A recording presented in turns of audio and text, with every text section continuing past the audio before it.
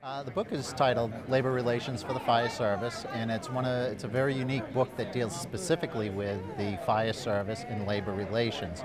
And I approach it from a human resource management standpoint and my experience as a former vice president of a union and 20-year veteran of the fire service. And so I meld those together to create this book that deals specifically with the historical events of the fire service pertaining to labor relations. We discuss collective bargaining agreements, grievance issues, discipline issues, human resource issues as far as hiring people, retention, and also retirement, psychological stress, suicide issues.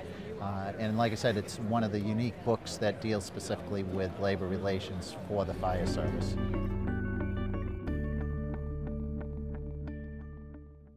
One of the things I teach at the graduate level and undergraduate level for Anna Maria College in Southern New Hampshire University, and I was unable to find an actual textbook that deals specifically with labor relations for the fire service. And generally there's public sector bargaining, and it just wasn't hitting the students where I wanted it. And so I saw that there was a need and started penning out a book about 3 years ago.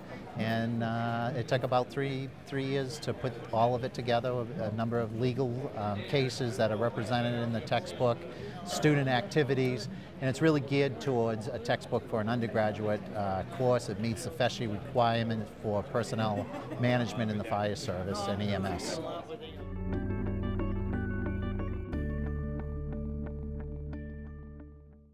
Well, one of the generally the textbook for labor relations will be an encompass of private sector and public sector. And with the public sector, each individual state creates their own labor laws. So it's kind of unique so that there's essentially 50 different labor laws pertaining to public sector. So instead of trying to address private sector issues in it, it would not pertain to the firefighter that's sitting in my class or the EMS provider that's sitting in the class. So I wanted to hit the core group that's dealing with labor relations and want a deeper understanding of the process, how it pertains. And so there's a blend of legal standings, examples from other states, where some states make it illegal to actually enter into a collective bargaining agreement, and other states, require it be in writing and so forth. So it's a excellent resource for not just an undergraduate student,